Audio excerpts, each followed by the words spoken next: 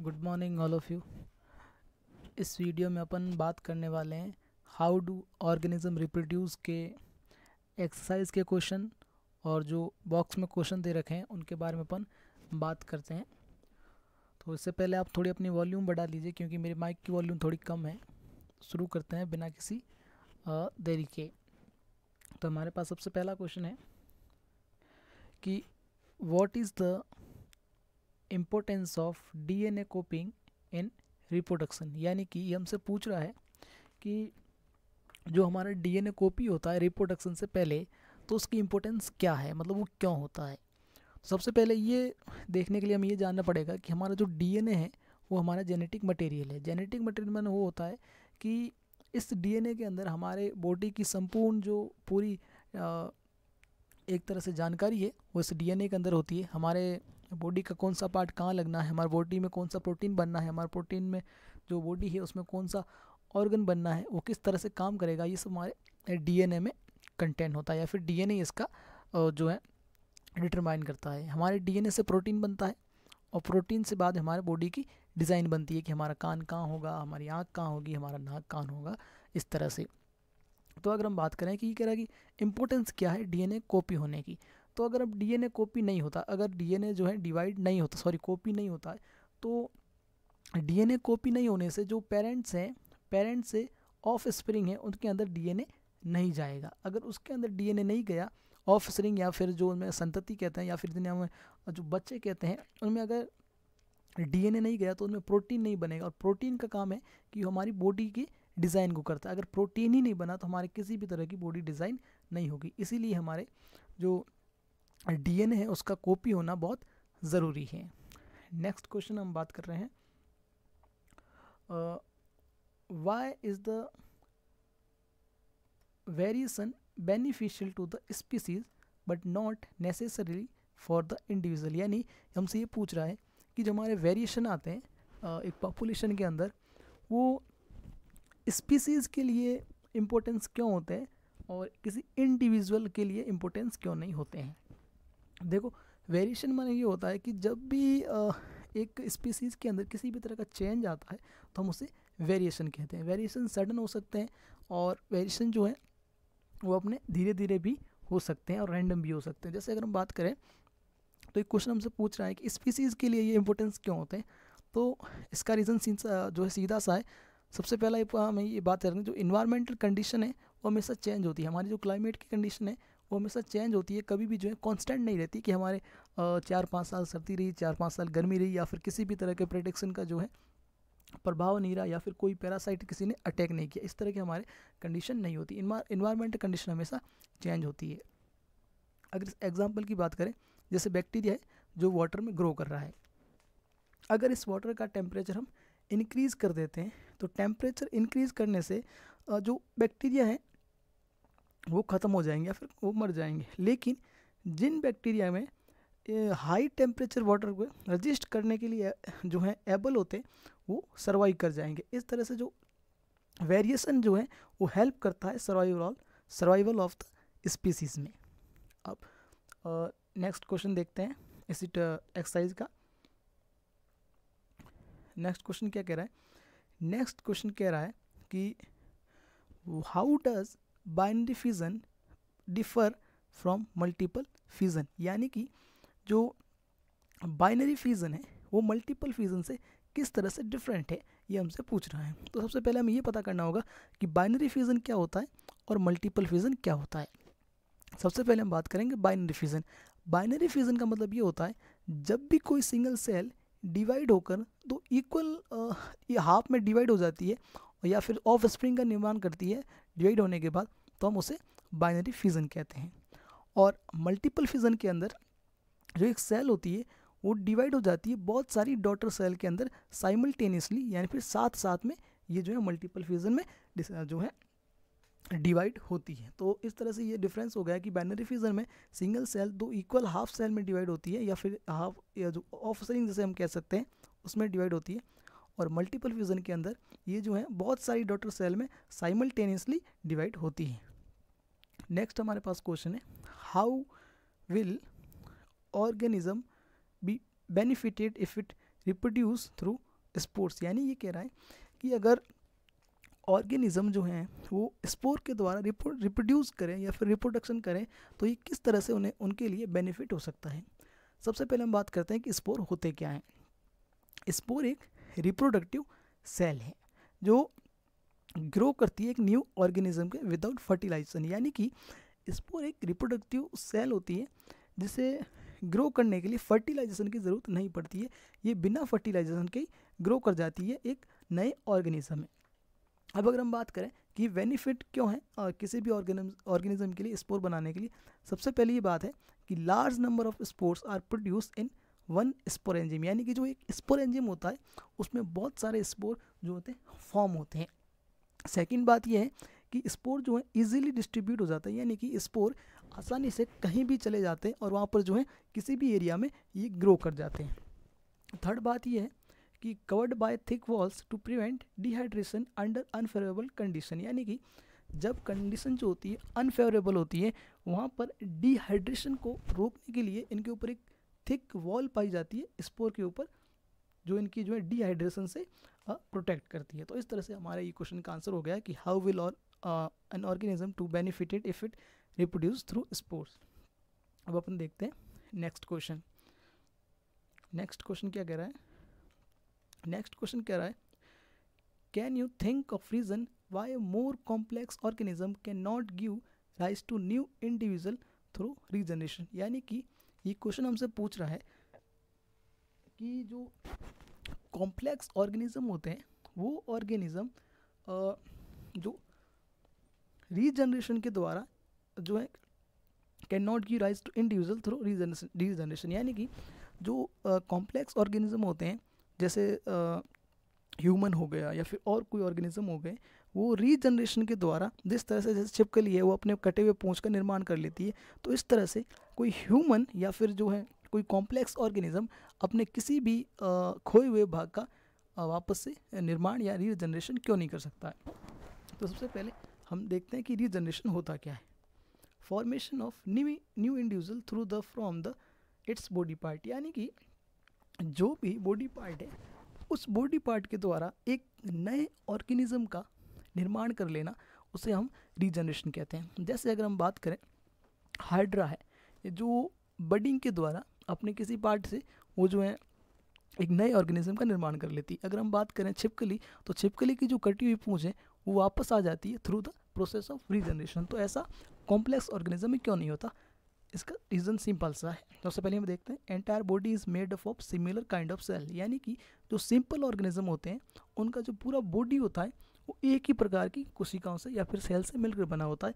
तो उनमें ज़्यादा सोचने की ये नहीं होती कि भाई कौन सा सेल जो है कौन सा बॉडी ऑर्गन बनाते हैं, यानी कि कोई भी बॉडी का ऑर्गन जो खो चुका है वो शरीर की किसी भी सेल्स के द्वारा बन सकता है।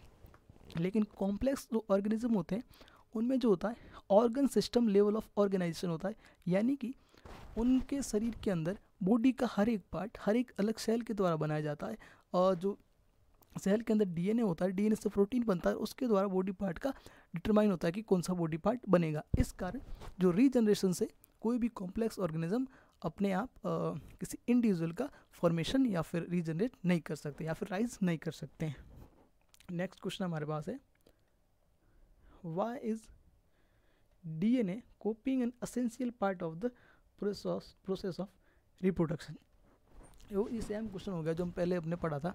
ये कह रहा है कि डीएनए का कॉपी होना एसेंशियल पार्ट क्यों है रिप्रोडक्शन का। सिंपल सा आंसर है क्योंकि हमारे डीएनए में जेनेटिक जो है इन्फॉर्मेशन होती है, ये जेनेटिक इन्फॉर्मेशन डिटरमाइन करती है कि कौन सा बॉडी डिज़ाइन ऑफ यानी किसी भी इंडिविजुअल का बॉडी डिज़ाइन क्या होगा, उसकी आँख कहाँ होगी, उसके कान कहाँ होंगे, उसके नाक कहाँ होंगे, ये सब हमारे डीएनए रेप्लिकेशन के बाद ही डिसाइड होता है।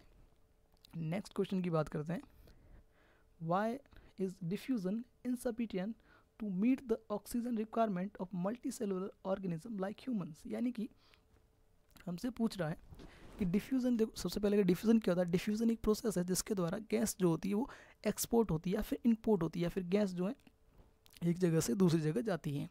तो ये कह रहा है कि जो मल्टी सेलुलर ऑर्गेनिज्म होते हैं लाइक ह्यूमन जैसे हमारे में डिफ्यूज़न एक इनसफिशिएंट प्रोसेस क्यों है हमारे ऑक्सीजन को शरीर के प्रत्येक बॉडी पार्ट तक ले जाने के लिए। सबसे पहले हम बात करते हैं इस क्वेश्चन में सिंगल सेल ऑर्गेनिज्म। जो सिंगल सेल ऑर्गेनिज्म होते हैं उनके अंदर ना तो कोई डाइजेस्टिव सिस्टम होता है, यानी एक सेल होती है उसके अंदर ही सारे काम होते हैं, ना कहीं उनमें रेस्पिरेटरी सिस्टम होता है और ना ही उसमें जो एक्सक्रीटरी सिस्टम होता है। और जो इनके सिंगल सेल ऑर्गेनिज्म होते हैं उनकी पूरी की पूरी सरफेस जो होती है इन्वायरमेंट के जो इन्वायरमेंट है उसके कांटेक्ट में रहती है और वहाँ से इन्वायरमेंट से ये ऑक्सीजन ले लेते हैं। तो इनके लिए डिफ्यूज़न एक काफ़ी सिंपल प्रोसेस हो गया और ये अपने ऑक्सीजन रिक्वायरमेंट को शरीर के या फिर बॉडी घर पार तक ले जाते हैं। अगर हम बात करें मल्टी सेलुलर ऑर्गेनिज्म की, तो मल्टी सेलुलर ऑर्गेनिज्म के अंदर जो सेल जो होती है वो इन्वायरमेंटल के साथ जो है डायरेक्ट कांटेक्ट में नहीं रहती है, सराउंडिंग जो इन्वायरमेंट उसके साथ डायरेक्ट कांटेक्ट में नहीं रहती है इनमें। इसीलिए जो इसका सिंपल डिफ्यूज़न है ये एक इनसफिशिएंट होता है किसी भी जो है ऑक्सीजन को ट्रांसपोर्ट करने के लिए। दूसरी बात ये रही, जैसे हमारा ऑर्गन है, जैसे हम बात करें लीवर हो गया, तो ये इनकी जो सेल्स है ये इन्वायरमेंट के डायरेक्ट कंडीशन में जो है कांटेक्ट में नहीं है। कांटेक्ट में नहीं होने के कारण जो ऑक्सीजन की जो आवश्यकता है वो जो हमारे शरीर की जो रेस्पिरेटरी सिस्टम है उसके द्वारा वहाँ पहुँचाई जाती है। नेक्स्ट क्वेश्चन क्या है, आप what criteria do we use to decide whether something is alive, यानी कि ऐसा कौन सा क्राइटेरिया है जिसके द्वारा हम डिसाइड कर सकें कि कोई भी जो ऑब्जेक्ट है वो अलाइव है, यानी वो जिंदा है या फिर मरा हुआ है। तो इसके लिए सबसे सिंपल सा आंसर हम याद रखना, molecular movement with in the organism, यानी अगर ऑर्गेनिज्म के अंदर मॉलिक्यूलर मूवमेंट हो रही है तो वो ऑर्गेनिज्म अलाइव है, और अगर नहीं हो रही है तो फिर वो नॉन या फिर जो है निर्जीव या फिर जिंदा नहीं है। जैसे अगर हम बात करें मॉलिक्यूलर मूवमेंट हमें इंपॉर्टेंस क्यों होती है, क्योंकि ये जो बॉडी होती है उसको रिपेयर करती है, उसका मेंटेनेंस करती है। नेक्स्ट क्वेश्चन देखते हैं अब, how is the process of pollination, how is the process of pollination from fertile, यानी इसके अंदर एक क्वेश्चन थोड़ा मिसिंग है। ये क्वेश्चन है कि how is the process pollination different from fertilisation, यानी कि पॉलिनेशन किस तरह से फर्टिलाइजेशन से डिफरेंस है। सबसे पहले हम ये बात कर देंगे पॉलिनेशन होता क्या है। Transfer of pollen from anther to stigma by pollinators air birds water, यानी कि जो पोलन होते हैं उनका एंथर जो होते हैं उससे स्टिग्मा पर ट्रांसफर होना एक पॉलिनेशन है। इस प्रोसेस को हम पॉलिनेशन कहते हैं। पॉलिनेशन जो होता है वो पॉलिनेटर्स होता है उनके द्वारा होते हैं, जैसे एयर हो सकती है, बर्ड्स हो सकते हैं, वाटर हो सकता है, इत्यादि के द्वारा। फर्टिलाइजेशन की अगर हम बात करें तो फर्टिलाइजेशन का मतलब होता है fusion of the male and female gamete, यानी कि फीमेल और मेल गैमेट का आपस में फ्यूज होना, ये प्रोसेस फर्टिलाइजेशन है। और फर्टिलाइजेशन के बाद एक जो है जाइगोट का फॉर्मेशन होता है, और ये जाइगोट जो है आगे जाके एक कंप्लीट ऑर्गेनिज्म का निर्माण करता है। अगर हम बात करें फर्टिलाइजेशन की तो फर्टिलाइजेशन जो है इनसाइड द ओव्यूल, यानी कि ओव्यूल के अंदर होता है। नेक्स्ट क्वेश्चन हमारा क्या है, what is the role of the seminal vesicles and the prostate gland, यानी कि ये क्वेश्चन मेल रिप्रोडक्टिव सिस्टम से उठाया गया है। पूछ रहा है कि सेमिनल वेसिकल्स और प्रोस्टेट ग्लैंड जो होती है उनका फंक्शन क्या होता है। ये दोनों ह्यूमन या फिर मेल रिप्रोडक्टिव सिस्टम की एसोसिएटेड ग्लैंड होती है। इनका जो फंक्शन है ये देखो, provide a fluid medium for easy transport of sperm, यानी कि स्पर्म के ट्रांसपोर्ट के लिए ये एक फ्लूइड मीडियम जो प्रोवाइड करती है, जिससे कि स्पर्म का ट्रांसपोर्ट इजी हो। सेकंड हमारे पास है इसका provide nutrient in the form of fructose, calcium and some enzyme, यानी कि स्पर्म को जो न्यूट्रिएंट की आवश्यकता होती है वो भी इन्हीं ग्लैंड्स के जो सिक्रेशन होता है उन्हीं के द्वारा मिलती है। जैसे फ्रक्टोज मिलता है, इनको कैल्शियम मिलता है और कुछ एंजाइम भी मिलते हैं। अब हम नेक्स्ट क्वेश्चन की बात करें, what are the changes seen in girls at the time of puberty, यानी कि ये क्वेश्चन हमसे ये कह रहा है कि प्यूबर्टी के टाइम पर किसी भी गर्ल्स के अंदर कौन कौन से चेंजेस होते हैं। तो प्यूबर्टी के टाइम पर किसी गर्ल्स में secondary sexual characteristic in the girls, यानी कि प्यूबर्टी के टाइम में जो लड़की है उसमें इस प्रकार के चेंजेस होते हैं, जैसे कि इंक्रीज इन ब्रेस्ट साइज, यानी कि उसकी जो ब्रेस्ट साइज है वो इंक्रीज हो जाती है, सेकेंड है appearance of here in the genital area, यानी कि जो जेनिटल एरिया है वहाँ पे हेयर आना शुरू हो जाते हैं। थर्ड हमारे पास है increase in the size of uterus and ovary, uterus and ovary जो है उनकी साइज इंक्रीज हो जाती है, क्योंकि यूट्रस जो है किसी भी एम्ब्रियो को नरिशमेंट करने के लिए या फिर किसी एम्ब्रियो को रखने के लिए तैयार होता है। फिर आता है beginning of the menstrual cycle, यानी कि जो मंथली जो साइकिल होता है मेंस्ट्रुअल साइकिल, या फिर जिसे हम हिंदी में ऋतुस्राव कहते हैं, वो शुरू हो जाता है एट द प्यूबर्टी। और फिफ्थ हमारे पास है more secretion of oil from the skin which result in the appearance of pimples, यानी कि स्किन से काफ़ी ज़्यादा जो है ऑयल सीक्रेट होता है, और ये ऑयल के सीक्रेट होने से पिंपल्स और इस तरह के जो हील्स जो होती है वो होने लग जाती है स्किन के ऊपर। नेक्स्ट क्वेश्चन हमारे पास है how does the embryo get nourishment inside the mother's body. Simple सा क्वेश्चन है, ये कह रहा है कि जो मदर बॉडी होती है उसके अंदर जो एम्ब्रियो होता है वो किस प्रकार से नरिशमेंट लेता है। ये देखो हमारे पास ये जो है एम्ब्रियो है, ये हमारे पास प्लेसेंटा है, प्लेसेंटा क्या अभी बात करते हैं, और ये हमारे पास यूट्रस है, यानी कि जो एम्ब्रियो होता है वो यूट्रस से एक ट्यूब जैसे संरचना से जुड़ा रहता है जिसे हम कहते हैं प्लेसेंटा।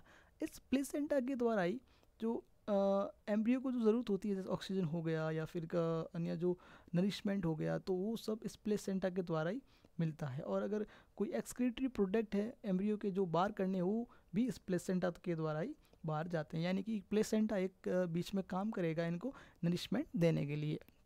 नेक्स्ट हमारे पास को क्वेश्चन है if woman is using a copper tea will it help in her from STD। सबसे पहले हम बात करते हैं कॉपर टी क्या होती है।